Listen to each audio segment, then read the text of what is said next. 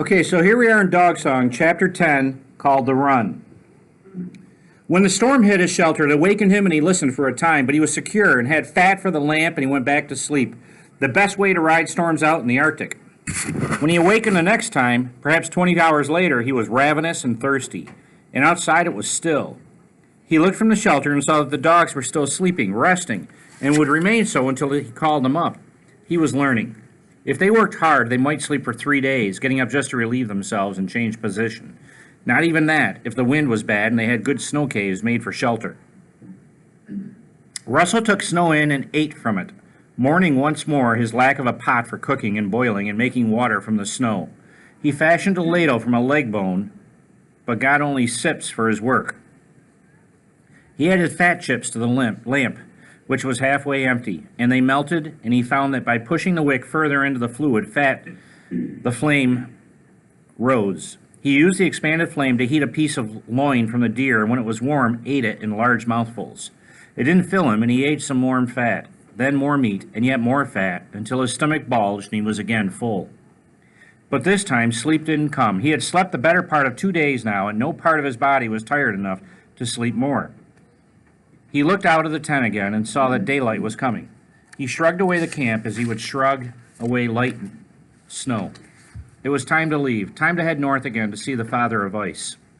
He brought his parka in, brushed off the frozen sweat, and put it on. Then he pinched the flame out with his fingers and slid his mukluks on and stepped into the darkness.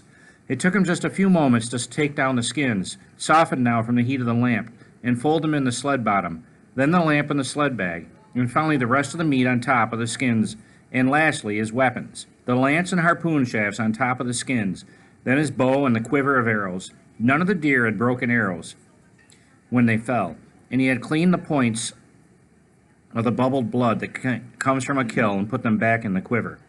Still, the dogs weren't moving. When everything was lashed down to the sled, Russell went up the line and jerked the team out of the snow.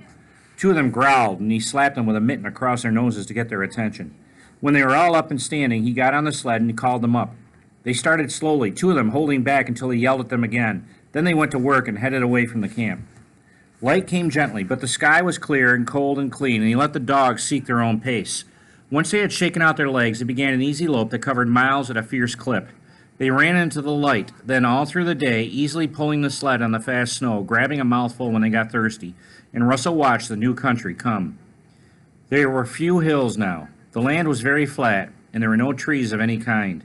If he kept going this way for a long time, he was not sure how long it would take with dogs, but it took all day with an airplane. He would come to mountains, he thought. But before the mountains, he believed the sea came back in again. In the school, he had seen a map that showed the sea coming back into the land, but he was not sure if that was straight north or north and west, and he was not sure how long it would take to get to the sea by dog sled.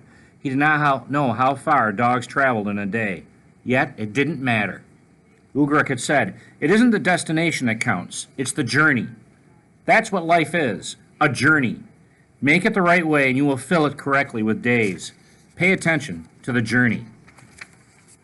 So Russell ran the team, and now the land was so flat that it seemed to rise around him like a great lamp bowl sloping up to the sky.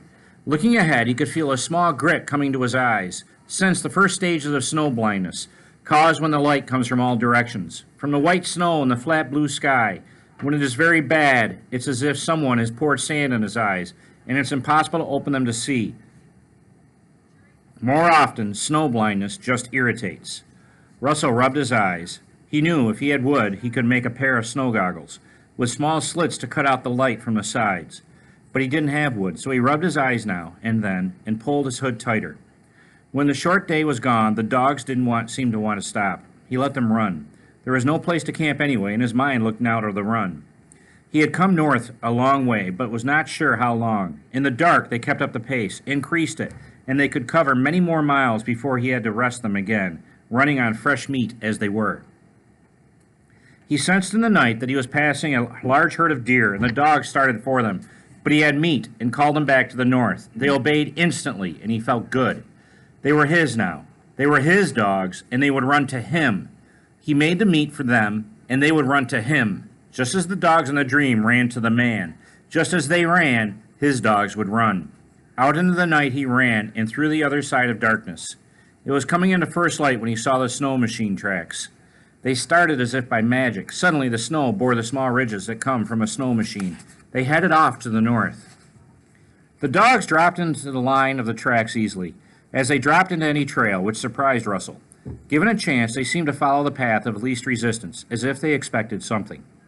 Russell let them run and thought for a time. He knew quite an area, had once flown to a northern settlement, a village 300 miles up the coast from his own. But he could not think of a settlement that fit with the tracks. There was nothing straight north. If the tracks were a hunting party from the village, it was way out of the normal hunting territory. And besides, Russell thought, anybody hunting now would be working the sea ice for seals. He did not want to see anybody, especially somebody on a snow machine. The idea of a snow machine was out of place, opposite, wrong.